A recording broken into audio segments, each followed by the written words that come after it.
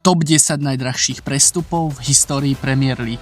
Číslo 10. Antony, 95 miliónov eur. Prestupoval z Ajaxu Amsterdam ako obrovský talent, no v Manchester United úplne vyhorel. Opäť sa nakopol v Betise, do ktorého prestúpil za výrazne nižšiu sumu, len 25 miliónov eur. Číslo 9. Ugo Ekitike, 95 miliónov eur.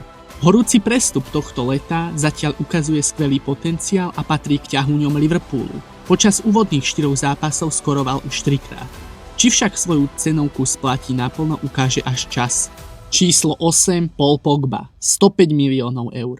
V svojej dobe najdražší prestup v histórii futbalu. Stratený syn sa vrátil z Juventusu v auguste 2016 a očakávali sa od neho veľké veci. Keď sa týmu darilo, bol najlepší na ihrisku, no keď sa United trápili, bol takmer neviditeľný. Po 6 sezónach sa vrátil späť do Juventusu zdarma. Číslo 7. Romelu Lukaku, 115 miliónov eur. Rok predtým úplne dominoval v Série A a s Interom vyhral titul po 11 rokoch. V Chelsea to však nebol ten hráč, ktorý ničil taliansku ligu.